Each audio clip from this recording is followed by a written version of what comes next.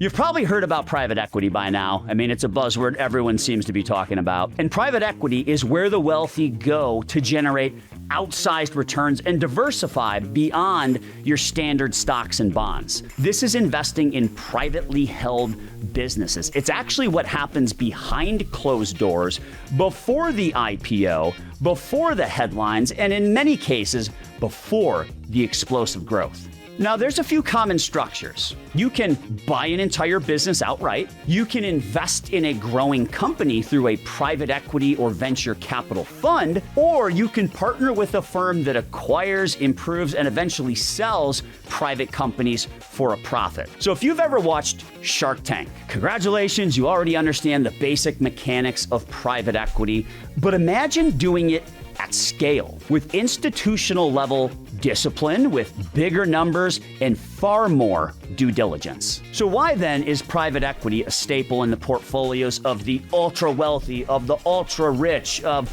multimillionaires, of billionaires? Why do they love private equity so much? Well, number one, it offers higher return potential. So historically, private equity has outperformed public markets by 2 to 4% per year annually. Now that might not sound like a lot until you compound that extra 2 to 4% over the course of 10 or 20 years. That's when it becomes a game changer. Second thing is diversification. Private equity isn't subject to the same daily volatility that we see with public markets, publicly traded stocks, publicly traded bonds. It's not priced by the hour. It's built for long-term value creation. And the third is access to undervalued deals. Private companies are often less efficiently priced than public ones. So that means the opportunity to buy great businesses at lower valuations, especially if you can add operational improvements or scale that makes the company even stronger, like that's a huge deal. So it's not just about chasing higher returns, it's about gaining access to a completely different playing field altogether. Now let's talk about the ways you can actually invest in private equity. And there's really three main ways, each with different levels of access, control, risk, liquidity, and we want to break that all down. So the first way you can do it is through direct ownership, which is also known as buying or starting a business. So this would be the most hands-on approach, and the one that made most entrepreneurs wealthy in the first place. You own the company. You control the operations. You hire the people. You create and innovate and build products and services. You reap the rewards, but it also means you take on all the risk in one business that you bought for yourself. In my opinion, that's really best suited for experienced operators or entrepreneurs, probably a serial entrepreneur, someone who likes to kind of build something from the ground up over and over and over again. And once it hits a certain size, they typically sell it to someone else. But that is who would actually exceed best in direct ownership of private equity. Second way you can go about doing this is through private equity funds. And this is probably the most common route for high net worth investors. You basically pool your capital with other investors and you hand it to a professional private equity firm, and then they go out, they find deals. So they're doing all the due diligence. They're looking at the financials. They're learning about the products and services that these companies sell. They go out, they do their research, they find these deals, they acquire the businesses at a fair price, at a good price with the potential for high returns. They then actually execute and grow these businesses, and eventually they sell. They exit them for a profit. Now, there's pros and cons to this. Some of the pros are this helps to diversify you across multiple companies. Because if you're just using your own capital, you might be able to go out and buy one company, maybe two companies, and then you got to figure out how to run them as well. With this, you could potentially own 20, 30 different companies, so you have some diversification. Second thing is there's professional management. There's professional management from a standpoint of not just doing the due diligence and trying to find the right companies to invest in, but a lot of these private equity companies,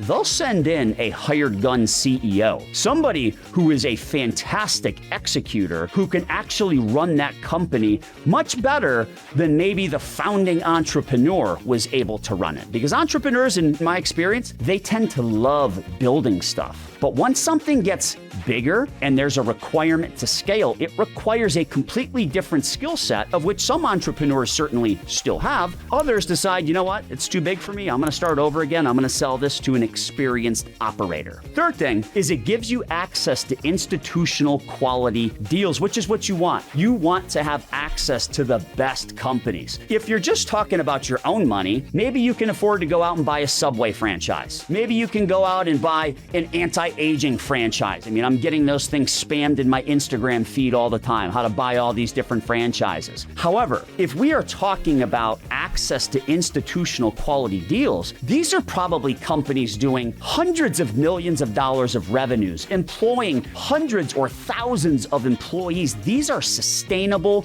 businesses. These are institutional quality. Now, the cons are these things typically carry high minimums to get in. Typically $250,000 or higher. Some are $1 million or higher. So that can certainly be an issue for some investors who aren't sitting on $3 to $5+ million. There's also long lockup periods. You have to walk into these things expecting that whatever money you put in there, you're not getting it back tomorrow. You're probably not getting it back at the end of the quarter. Your money is going to be tied up for maybe the next 7 to 10 years. So you need to size these investments appropriately. Don't overcommit. You can't put 100% of your net worth into a private equity deal. What's the right amount for you? Maybe 5%, maybe 10%. You need to size it appropriately. And the fees are going to be a little bit higher. They're typically 2 and 20, sometimes 1 and 10, but a 2 and 20 fee looks like this: 2% management fee every single year and 20% of profits. However, you've got great people doing the due diligence, running the company, so maybe that ends up being worth it for you. Now, as it relates to that $250,000 or $1 million minimum, one of the great things is that if you partner with a firm like ours, that allows us to realize lower minimums per client, since our total client base far exceeds those minimums.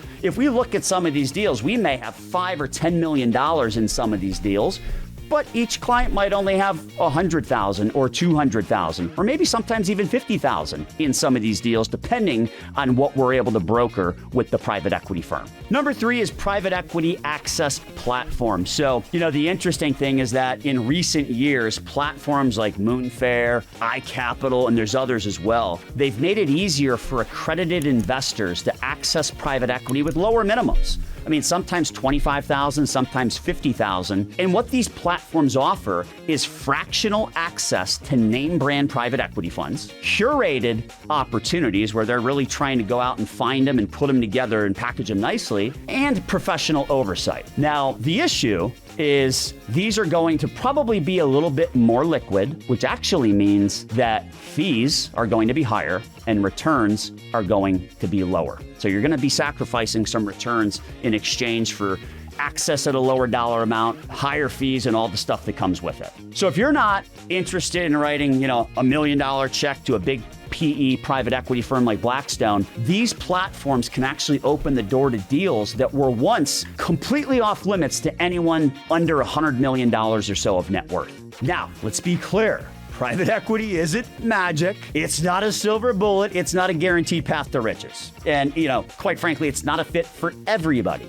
But there's going to be risks. There's going to be rewards. And here are the risks and realities that you need to know. They are illiquid. You cannot sell your stake tomorrow. This is long-term locked up capital. So you need to size it appropriately. You can't take 100% of everything that's in your 401k and invest in private equity. Because if you need money tomorrow to repair the roof on your house, you're not going to have access to it. It is liquidity constrained. It's locked up.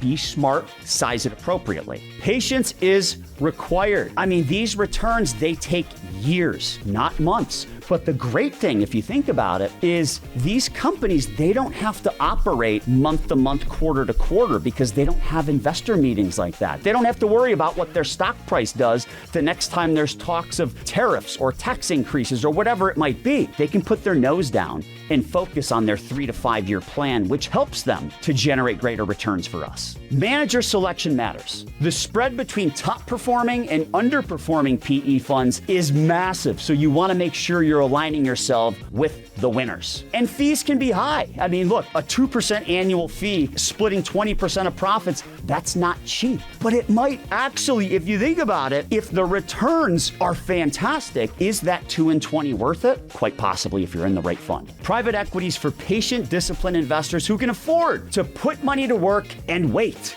If that's not you, stick to more liquid assets like stocks, bonds, mutual funds, ETFs. So, how do you know if private equity belongs in your portfolio? Well, you're an accredited investor, which essentially means you have a net worth of $1 million or more, excluding your primary residence, or a qualified purchaser, which means you have at least $5 million in investable assets. And depending on which kind of private equity deal you might be looking into, you probably have to be at least one of those two. Most of our clients who are doing this have at least $3 million plus in investable assets. Many have much, much more than that. If you're looking for diversification beyond public markets, this is a great thing for you to include as part of your broader diversified portfolio, as part of your broader asset allocation. It's going to give you that additional diversification. And when you add that kind of stuff, what it typically does over time is it helps to reduce risk because it's a non-correlated asset class. And typically they enhance returns as well. But the greatest risk that you're taking on, which there really is no metric for,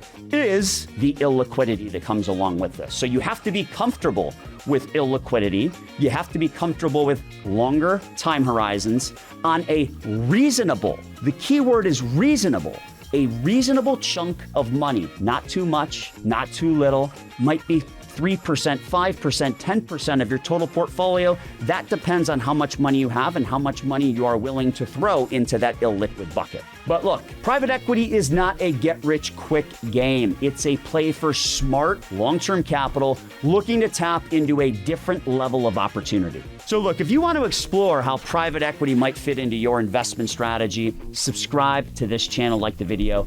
I break down how the wealthy invest every single week. And if you want to learn more about how my firm helps clients access institutional quality private deals, drop a comment or DM me the word private and I'll reach out.